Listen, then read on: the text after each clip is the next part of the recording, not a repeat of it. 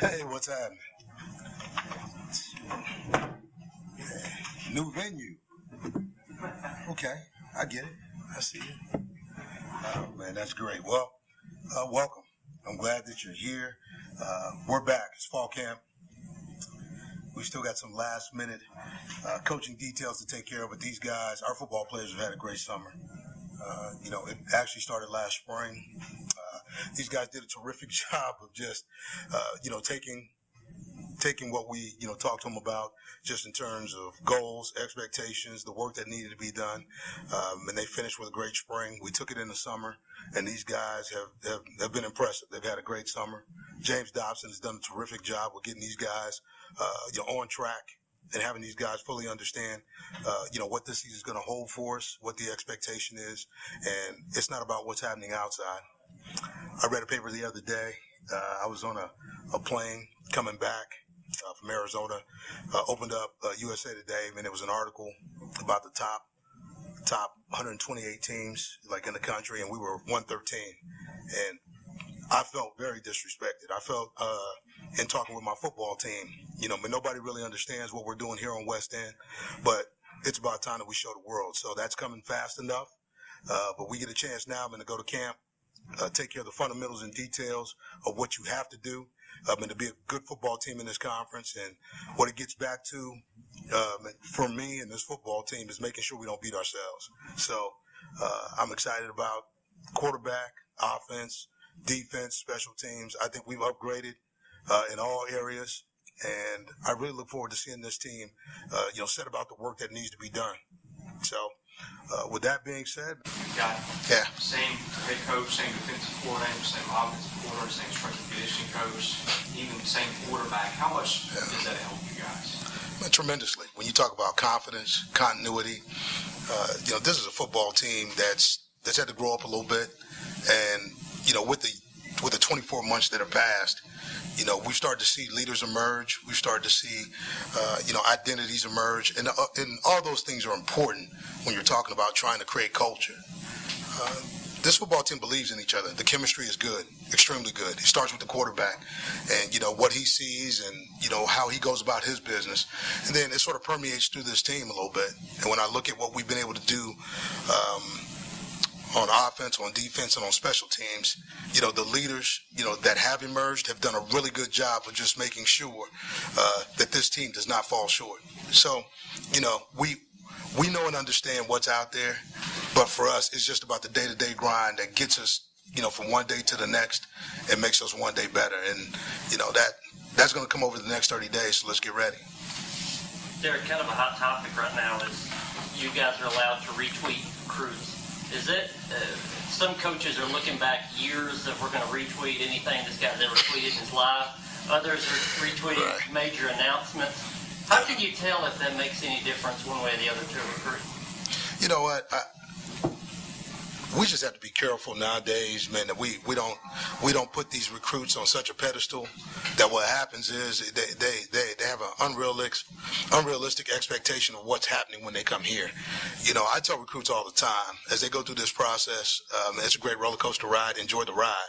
But, when you sign on signing day, you get to the end of the line and you still got to work your way back to the front. So, with that being said, I think it's important that you follow your recruits. You make sure, that you give your guys love. But let's make sure, that we don't create, unrealistic, expectations for when these guys actually sign or get to campuses, man. Because what happens there is that becomes a distraction. We can't get to the football because they're still stuck in la-la land. You've said already that you're going to give a little contact to the quarterbacks, hit them a little, wrap them up, I guess. What will they get out of that? Why do you want to do that a little bit? It's about pressure. It's about feeling pressure. It's about understanding that internal clock that has to go on inside a quarterback's head as to, when to let the ball go. In this conference, we've got great pass rushers. And so to be able to feel pressure, know and understand that the ball's got to get out of your hands, and more than anything else, make good decisions with it. What does that look like? Sometimes it may be, just getting outside the box and throwing it out of bounds, and other times it may be having to take a sack. But the thing that we don't want to do is make sure that we don't give it away to the other team by just throwing it up for grabs. And so, just getting those guys a good feel. as to what's going on around them, spatial awareness. That's what the contact is for. And believe me, it's not contact to the ground. It's just letting those guys feel the bump, okay, and understanding exactly what's going on while still protecting the quarterback, because we all know we have to stay off quarterback's arms. You've had quarterback competition and at times controversy in your first couple of years. To have a guy set going into fall camp, how big an advantage is that? It's huge. It's huge for this football team. It's huge for us. To understand where our leadership is coming from, to understand what the reps look like, to understand that we have quarterback depth, okay, and guys understanding their roles. That's part of football. Somebody's got to be a 1, somebody's got to be a 2. But, for us, it's just about, let's make sure, man, that we're all pushing this thing in the right direction, and that this isn't a day-to-day process. I'm not worried about if Kyle has a bad day here or a bad day there. That's part of playing football. Football is an imperfect game played by imperfect players, and so what we have to do is take the good with the bad. I want to see that guy have more good days than he does bad, but I think from this team's psyche, confidence, and really believability in that position, it had to start early, and for us it started this summer. Much of it was throughout the offseason versus what he showed in the last few games last season? I think his offseason has been consistent. And you know what? I mean, if you're looking for a guy that has talent, that's going to be a winner for you, he has to be consistent. He has to make good decisions. He has to show, man, that he can lead men. What he showed in season was just that. He got better every time he touched the field. He got better every time he played the game. And I think there's no better judge of what a guy can do than game reps, game situations. And for me, when I look at his body of work versus everybody else's body of work, it wasn't even close. So with what he's done during the offseason, with what he's been able to do in terms of, leading the guys around him and making this team better and accountable for the work that we have to do, he set the bar, or really met the expectation, and I definitely expect him to set the bar for how we played this season. So a lot's riding on his shoulders, but you know what? That's part of that position. Maybe in terms of both returning starters and lettermen, have you seen that manifest itself in terms of better leadership among your players? Yes, I look at the growth of this football team. I look at the maturity. I look at where we're at, and I'm excited because, we've gone 24 months without, any major incidents off the field. And I've always said this: if you can minimize the outside stress, you can maximize the on-field performance. If I can eliminate the distractions, we can get about the business of playing football. But part of that's growing up, part of that's leadership, part of that's expectation, and part of that's just understanding what it is to be a Vanderbilt man. And all those things take time. Coach, you've been at programs, I'm sure, that open with kind of the traditional model of a non-conference game or maybe a FCS team. Right. Vandy a lot of the time is open with an SEC game. Does that add some pressure coming out of camp to be hitting on cylinders as compared to the reality of sometimes you come out and you've got a game where you can make some mistakes and still win a game? You've got a little cushion. I love that pressure for this team. Again, we're in year 3. I'm not saying we're year 5, but we're in year 3, and pressure is part of this conference, it's part of this game, and so to open up with South Carolina is exactly what this team needs. Let's test this team early. Let's play well early. Let's show everybody what we believe, and there's no better. We can talk about it all we want to. We can sit here and say, man, this football team's better, the quarterback's better, defense is going to play well, special teams is going to be much improved. But you know what? We get a chance to do it on a national stage in Nashville. And I believe I've got a football team that's representative of Nashville. Nashville being a young, vibrant city as to what's happening. Everybody wants to be here. It's a place to be. It's a great market.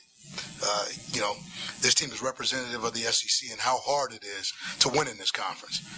Man, this team has been hardened, and they've had to go through a lot, and they've grown up together. But more than anything else, I think it's truly reflective of the Nashville community, the Vanderbilt community that's around here. Everybody's just trying to wait and see exactly what this team is going to be. I know what it's going to be. This team knows what it's going to be. And so what we got to do now is just get to work. We're going to open up these practices, let you guys come see what this team is, let you see how we work. And let you, evaluate this team and make your own opinions about who we are and what we're going to get done. So you know what this team is going to be. What is this in your eyes? What's this team? I'll let you see. Well, what's your opinion? My opinion of this football team is that we're seasoned, and we're ready to play. We're going to be a much improved football team. What that looks like, I can't tell you. I'm just trying to get better every day. And here's what I do know. In this conference, man, you can't beat yourself. And if we do exactly what I see us doing, we're not going to beat ourselves. You're going to see some great football being played, offense, defense, and special teams. And this Nashville community is going to be excited to come watch Vanderbilt, play in Vanderbilt Stadium. Derek, you've now got a 5-man team that handles recruiting basically. Just speak to that and how that improves you guys as a program. You know what? These guys have done a great job. It's good to get Austin have brought Austin into the fold. Austin's a Nashville native, played for me at Ohio University, so I know Austin well. He took us to our first bowl game in 25 years at Ohio University. Then he went to Nebraska and did a terrific job with Bo. Went to 7 straight bowl games, and then decided to actually turn his attention to the NFL. And so to get a guy at the top that's been around me, that understands Nashville, it's just a great fit. Okay, I mean, he understands big-time football, so truly excited about that. But everybody else around him, they're all great fits. They all have different personalities. They bring different things to the table, whether I'm talking about Corey Phillips, Danielle White, Eric Lammers. Andrea Kane's been here forever, so I think she's the rock of the group, and she understands, how this ship is built and what needs to be done. But it's just been, in my estimation, it's just been very, very intelligent on our part to try to make sure that we got the right people in place to find the right kids that fit Vanderbilt, the right prospective student athletes that can play here, that can make gains in the classroom, and that can actually compete in the SEC. So I'm extremely excited about this recruiting team. It's already paid dividends, and we had a great June. We now look to spread this thing into August, and let's see exactly where we're going to go. And with having some recruiting spots left, I'm patient now. I've slowed this train way down. I'm not about just trying to get guys just to say we filled up a recruiting class. I'm about getting the right fit. And if we're going to play great football, then great talent's going to come. So, and let's save some room for some great players, and let's see exactly what that yields for us. With some of the moves you made up front on defense back in the spring, do you feel like that you've got the potential to have a more effective pass rush this coming season? You know what? I think we're going to be a faster team up front. Obviously Stephen Weatherly was a great player. He's going on. He's with the Vikings now, and I'm excited for Stephen. But I think in bringing down Oren Burks, to play opposite Landon Stokes, who I thought came along towards the end of last season, and you tack Nigel Bowden and Zach Cunningham, to that group. I can move those guys around. I mean, I can be multiple. I can attack strong, weak, field, boundary. It really doesn't matter. So I think now it's really opened this defense up to be a little more versatile, bringing Osei Lewis in, as our outside linebackers coach, who's been in San Diego State and with Rocky Long. They've had great defenses for years. And if you look at, how those defenses have played, and they've been in the top 10 probably for the last 8 seasons. So to bring some different dimensions and some different techniques for those backers, whether it be inside or outside, and then having Chris Marv, to add to Osei, to add to the mix of how we need to utilize these guys. I've asked these guys to work hard during the offseason to find multiple opportunities for us to pressure, for us to, utilize these guys' skills in coverage. And you know what? They've brought some things to the table for me, man, that I think are going to be exclusive to what we do here in Nashville, what we do here at Vanderbilt, and it's going to be fun to watch. Is that looking to other college programs? Is that looking to the NFL to figure out how to use those different pressures? How wide of a scope is that? Wide. We went as far and as deep as we could go.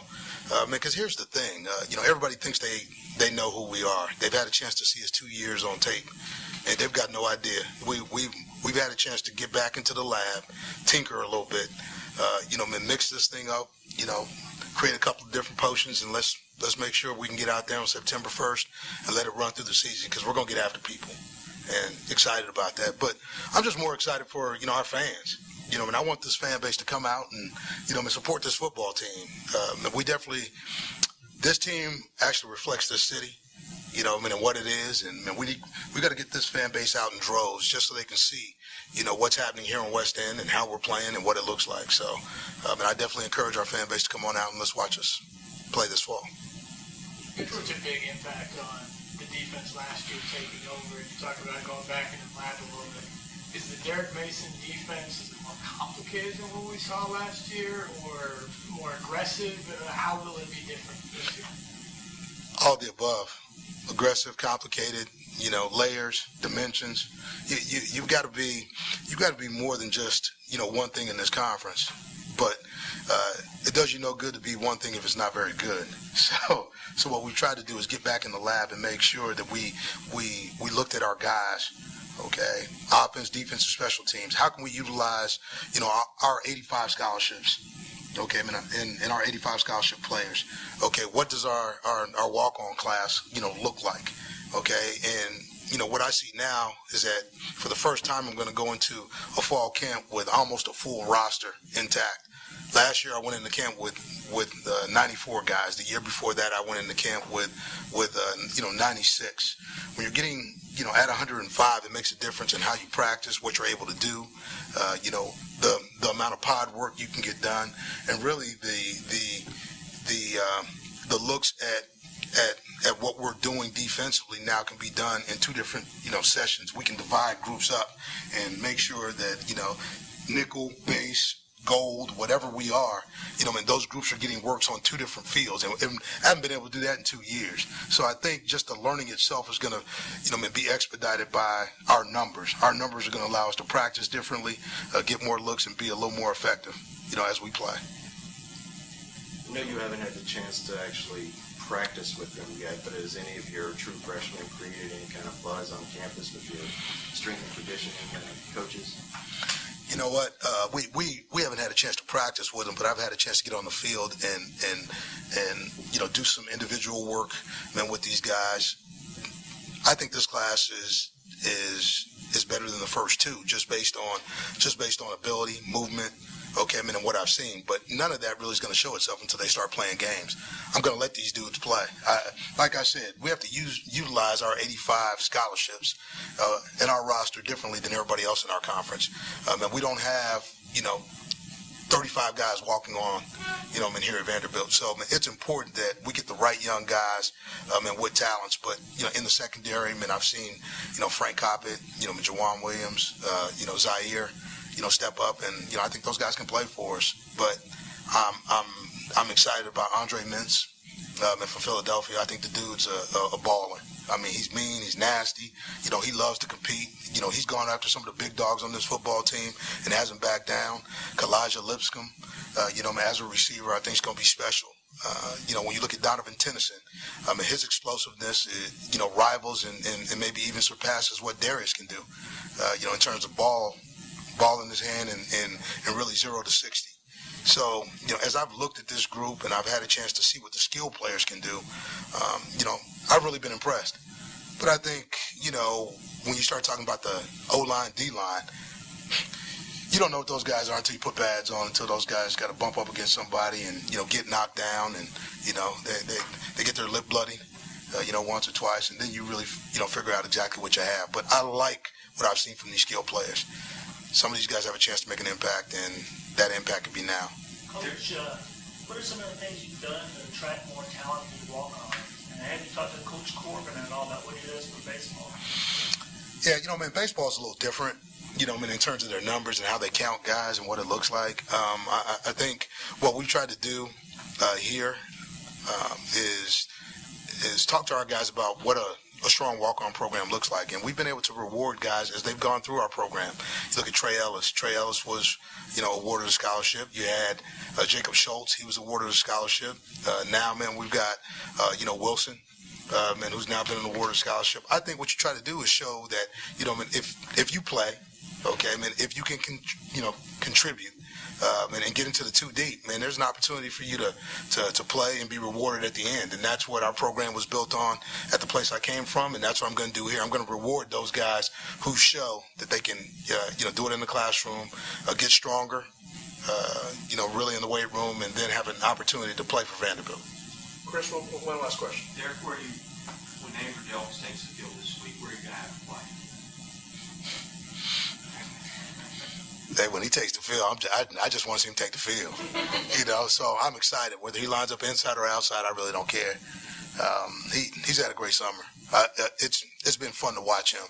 If you talk about, a leader. Jokes is that dude. Him and Will Holden have done a really good job, man, with these young offensive linemen. And right now, I'm truly excited to see, man, what these guys do. But I can't tell you any more than that because, I mean, he can wind up inside or outside. I just know, man, he's going to be playing. So, when we line up versus South Carolina, I mean, you'll see his number. I mean, you'll see him trot out there. So let's get ready to play. Knock on wood. Is that dictated by maybe some of the progress of your tackles or what you feel like you did in center? How do you work through that? Shoot, man, you took it right off you took it right off the top of my head. I'll tell you, it's all based on how these young guys mature. Man, we've got some battles going on in terms of the offensive line. We probably have 11 guys we can play, and I talk to those guys about what we need to do, what the expectation is, and really Coach Norcross has done a tremendous job of really just setting the standard and just letting those guys know and understand what his expectation is. And so they haven't disappointed so far, but we're not in pads. Everything right now is basketball and grass. So, once we start playing real football, and we'll figure out exactly how this thing's going to shake out. But they've had a great all season in the weight room, both sides of the ball up front, offense and defense. Coach, thank you very much. You got it. And Andy Ludwig, the offensive coordinator on the right. Booyah! Boom. I'll let both of these gentlemen have a short statement, starting with Coach Genyk, and then we'll get into some questions. All right, thanks, Larry. Appreciate that. Obviously, with Coach Mason, we got to have a little bit of juice in the special team area. And first of all, I'm very excited and honored to be the special team coordinator here and be in a position to make a lasting impact as it pertains to field position to help our defense and help our offense. We've had a great opportunity over the last 7 months to put our system in from a drill perspective, scheme perspective, and really start to work on some personnel. So we've had an opportunity, which is unusual in the summer, to get a little extra work in. And that's going to be very important because we have a lot of work to do. The 2015 team it just struggled in certain areas. For example, giving up 468 yards of punt return yardage in 12 games. That's something that must improve to help our defense and help our offense. From a personnel standpoint, from a return game, we're happy to have C.J. Duncan back, along with Darius Sims. Ryan White is a candidate also. But we're going to also introduce Ralph Webb back there in the return game. We need to be able to change the field position from a coverage perspective and from a returns perspective. The punting competition will be fierce between Reed Nelson and a new scholarship punter from Southern California, Sam Loy, and the kicking responsibility after Tommy Openshaw's very good spring and into the summer. We expect some big things from Tommy.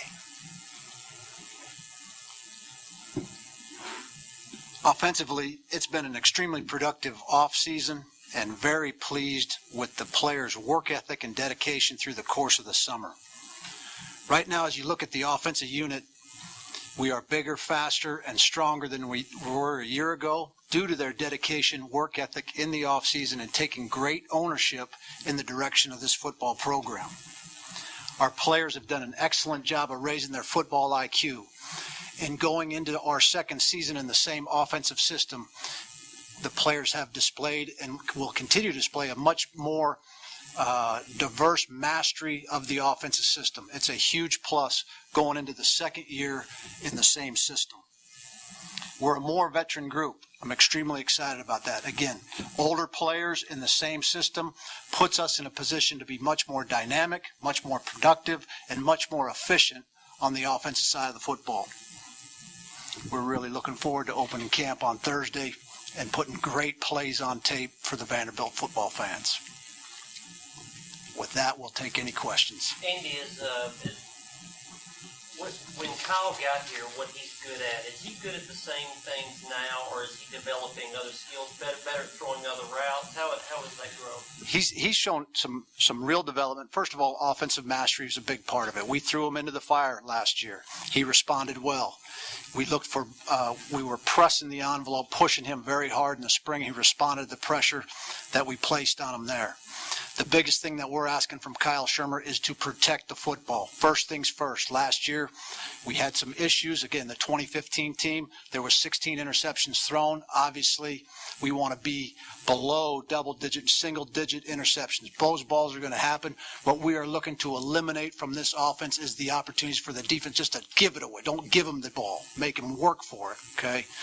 Kyle has shown develop in his inventory of throws. To answer your question directly, when you first came in last year, everything was the same velocity, same height. Everything was hard and fast as he could throw it.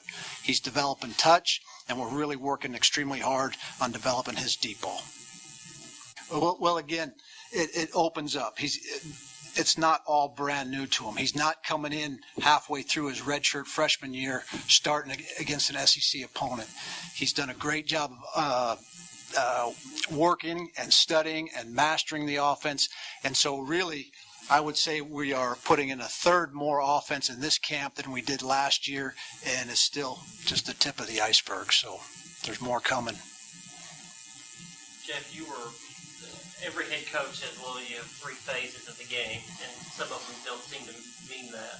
You were hired because you're the special teams guru, so to speak. How do you defend that to people that say that's not necessarily a third of the game? Well, I think, first of all, it's interesting that really the percentage of special teams is right around 20 or 20% of the total plays in a game. You know, the cliche of a third of the game is true in some games and not so true. If you were to ask Dabo Sweeney, I think special teams would have been very much part of that post-game discussion, along with various other examples. You know, Coach Harbaugh and Coach D'Antonio would have a different perspective on special teams from the gaff at the end of the game. So the aspect of how important it is really is directly affects Andy in the offense and Coach Mason in the defense. Your ability for the entire organization to understand how important field position really pertains to how often you can score with shorter fields and then the longer fields that you can defend. Jeff, when do you in camp settle on who's going to be returning kicks? In other words, you want that to go deeper in camp to make sure you're the right guy, or would you prefer to cut that off for a couple of weeks and just work with the guys that are going to be here? Well, I think that from a return perspective, you really get into your evaluation around August 10th when you have full pads, some scrimmage situations, some situations that you put those players in. And that really goes for about 2 weeks, but you certainly would like to settle in around that 10-day mark so that the young man can really start to visualize and see himself in a game situation. And the coach said he's going to have a little limited contact thud and wrap. I think he said with quarterbacks a little bit. How do you hold your breath at all when he says that, or do you understand why? Well, you understand why. You have to be able to perform under those pressure situations. And the one thing that will really help the quarterbacks appreciate the importance of ball security in the pocket and making decisions under duress. So we've discussed that, and it's wide open. Again, the quarterback won't be live, but he needs to feel the heat. Do you want Kyle to know, you said you were installing a third more. Do you want him to know more of the offense, be able to expand that, or just do what he's already done faster? Which is more important? The speed in the decision-making process, the speed from decision to completion is a big part of a quarterback's learning curve and growth process. So I look for big things from Kyle for that. It was better in the spring. Again, extremely productive and efficient off-season and summer workouts. So I think doing quicker reaction time would be the key. Along those lines, how will your play calling change, given that everybody's now had a year in your system? Well, the one thing, you can give the quarterback a little bit more options, and as you develop confidence in the quarterback positions, you open things up. Last year, again, we had some issues. The 2015 team, we were giving the ball away in the passing game, so you say, well, you're less fired up to call that next pass play. So the confidence that we have in the quarterback meeting room right now, with Kyle, with Wade, with Sean Stankiewicz, with Deuce Wallace, that's a good group of quarterbacks. You have confidence in what they're doing, so you get a chance to open it up. Jeff, your philosophy on punt return, it's easy to say, well, we're going to be more aggressive on trying to block more kicks, but that also comes with a cost in terms of if you don't get it, your guy back there maybe kind of left alone. Where's your philosophy in terms of aggressiveness or playing it safe? Is that going to depend on what you see? Well, it really depends certainly on the game plan process each week. But in camp, you really are trying to find, do you have 2 or 3 players that have a knack for blocking a kick? That's as much of an art as it is an actual athletic play. And in conjunction, do we have a dynamic returner? Is it a type of return that's just going to get you 5 or 10 yards, or do you have somebody that can make a big play? Once you make those decisions, then you can then implement the type of system that you want from a punt return standpoint to really magnify those assets. From spring, where did you leave off in that regard? Where did you find in terms of guys who block kicks or explosive returners? Well, we really didn't spend much time blocking kicks. We really focused on the returner, and then, having CJ come back and coming off of an injury, looking more productive. Darius Sims is certainly a guy who can make some plays. So we really have it as a competitive situation going into camp. Andy, is there a, when you start up practice Thursday, you're going to have exactly 4 weeks. Is there we have to get this done week 1 install or whatever, week 2, week 3? What's that process the next 4 weeks like? There's 29 preseason practices. We have 15 installs. I guess it's 15 practices for 14 installs. So it's really front end loaded. You're trying to throw as much at the players as you possibly can, knowing it won't all be perfect when you get it in. But then as you're 2 weeks out from the game, you really narrow the package down. You don't go into game 1 with every play that you installed in fall camp. There's 2 things that we're looking for early in fall camp, and first is exposure, and then the second is mastery. So it's exposure first, right? We're going to put in the zone play on day 1, but then we're going to the lead play on day 2 and the gap schemes on day 3. So that's exposure to them. Then you go back and you develop the mastery of those schemes through the course of the camp. How does the install dictate personnel? Which comes first? Personnel. It's a personnel-driven game. It's a players' game. We all got good plays now, but it's all about the players running them. So as you go through that exposure scheme, you can also identify this scheme really fits us, okay? This scheme, maybe not so much so. Do you feel like maybe you'll know who these are my 3 or 4 wide receivers, these are my starters here before the install is done, this is my starting 5 offensive linemen before the install is done? Correct. Through about the time of the second scrimmage, everything should be locked and loaded in terms of identifying a depth chart. Until that time, there's a practice order. You got to know who's going with the first group. We're less worried about, hey, this guy's the first team tackle, this guy's the starting center. All that stuff will work itself out. Right now, we have a practice order or rotation. The depth chart will come, right about that 15th or so practice. A couple more questions, guys. Your offensive line, I talked to Derek about where he's going to line up Andrew Jelks. His answer was basically, we'll wait and see what happens at tackles and center.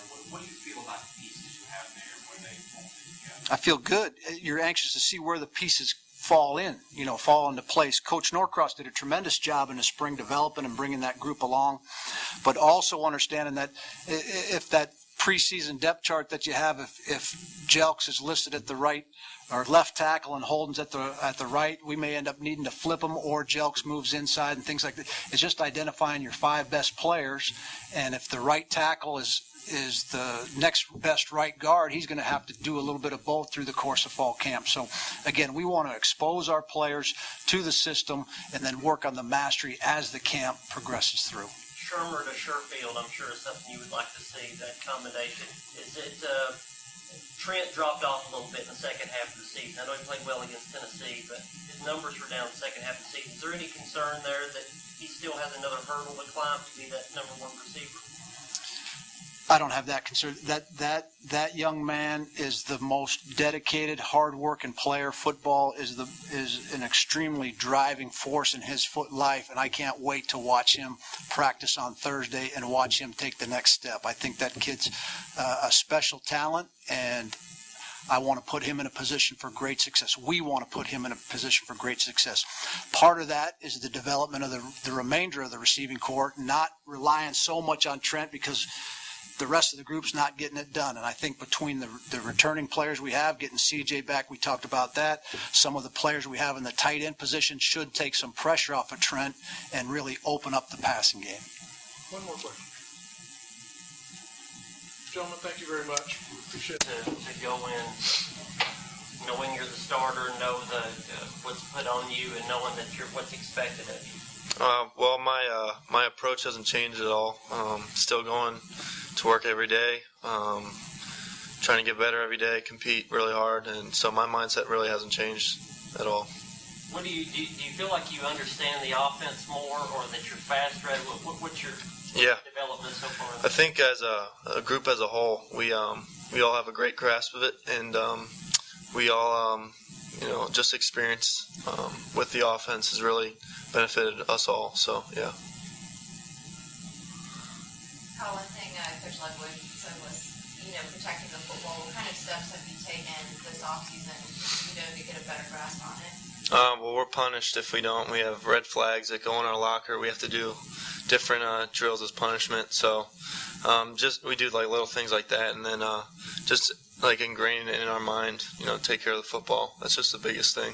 Just watching film and big points of the games. If we take care of the football, we can win those games from last year. So yeah.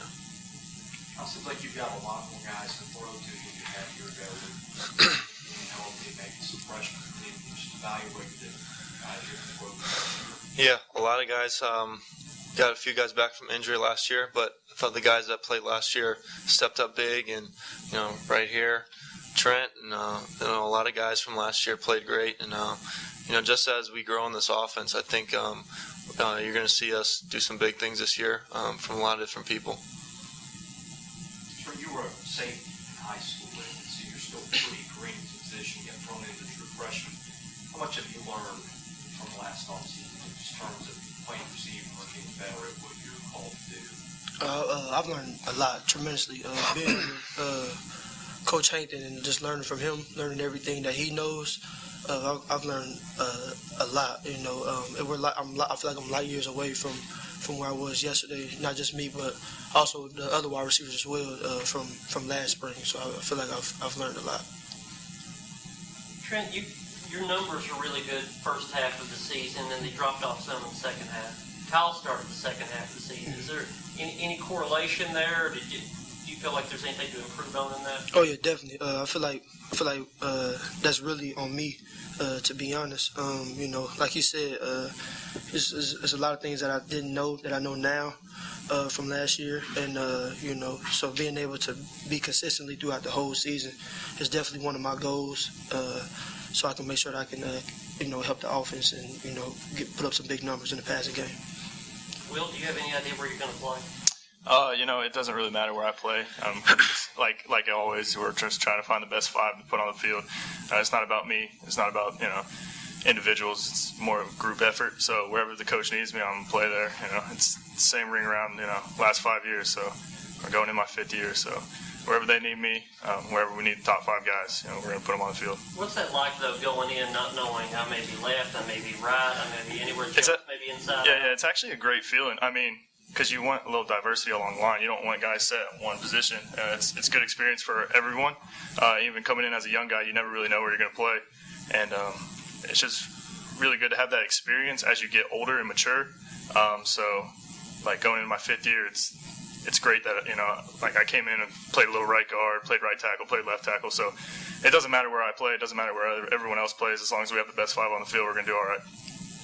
The versatility and depth, do you feel like this could be the best line you've been a part of? Oh, yeah, definitely. I mean, the guys we have in that room right now, I would go to war with them any day.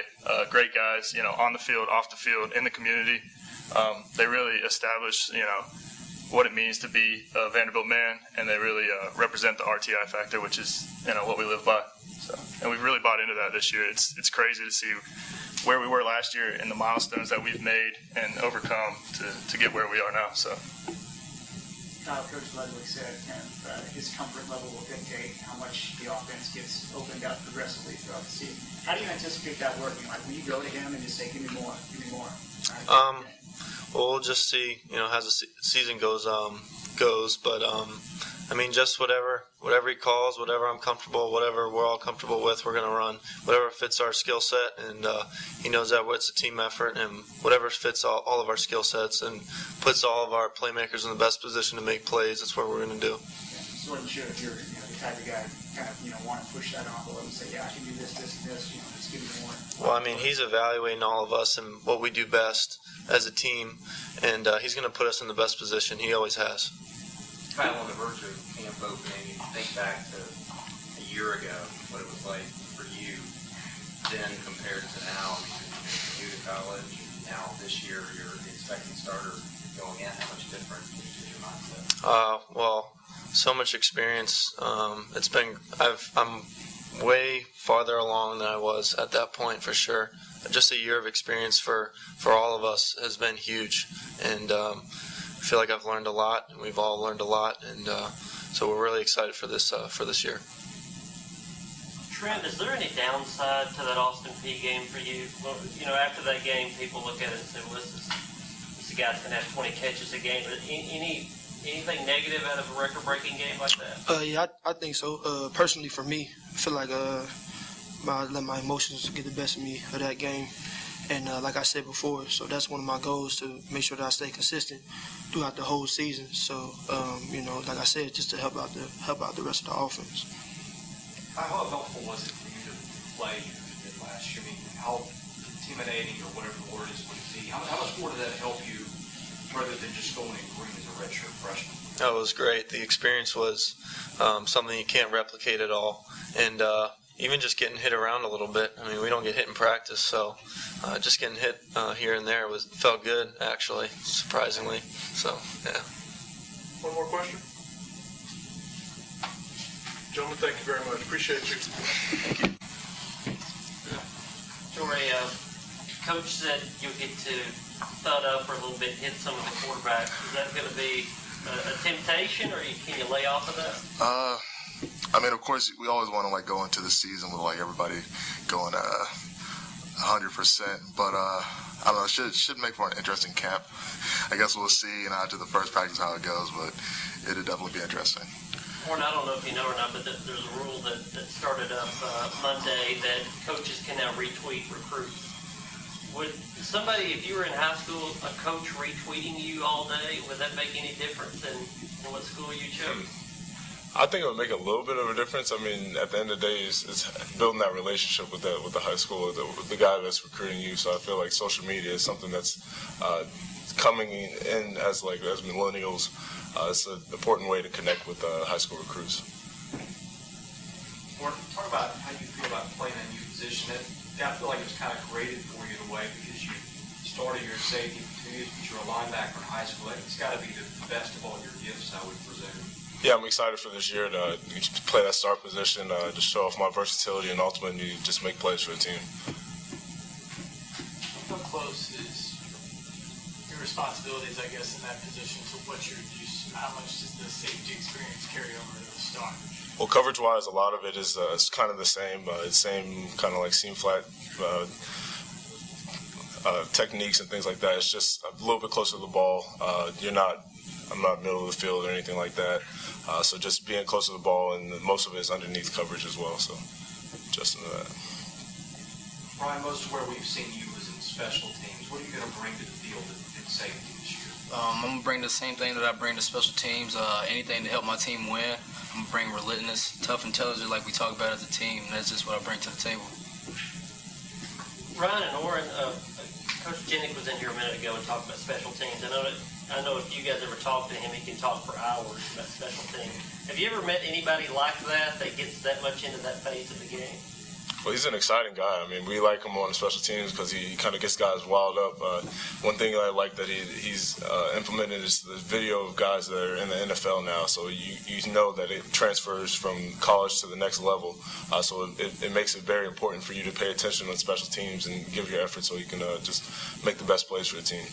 Ryan, do you understand kind of the value of having a guy like him? Oh yeah, for sure. Like you said, he brings a lot of energy. He lets people know this means a lot to the team. The chart that we have in every room, it tells us what percentage the team has a chance of scoring if they're on the 40-yard line or the 20-yard line. So it's good to have that idea in the back of your head, when you're on the field, we need to make sure they stand back here and they can't get anything else. Coach Mason says he went back into the lab this year and kind of tinkered some of the defense. How much did you see that in the spring? How much are you looking forward to seeing his new wrinkles? Yeah, I mean, I'm just going to like keep some of the stuff under wraps because we don't want to like give it all away right now. But we definitely have a few little wrinkles that have been thrown in to like trick up the offenses and stuff like that. But it's really been simplified a little bit for us, so it's just a whole lot easier to just play fast, and that's the main point. So. You said the defense is a little bit of a mix of being aggressive and complicated and diverse. Is he a bit of a, for anybody, is he a bit of a mad scientist when it comes to the defensive side of the ball? Yeah, absolutely. I think he's one of the greatest minds in college football defensively. He has so many tools in his toolbox. I mean, we've barely seen a small percentage of what he has available. So that's just going out there and executing. That's the big thing. I mean, he like literally just one play, he could like have 5 different versions of that one play and just make it work depending on our game plan and make guys come alive. More questions? Fellas, thank you very much. Appreciate you.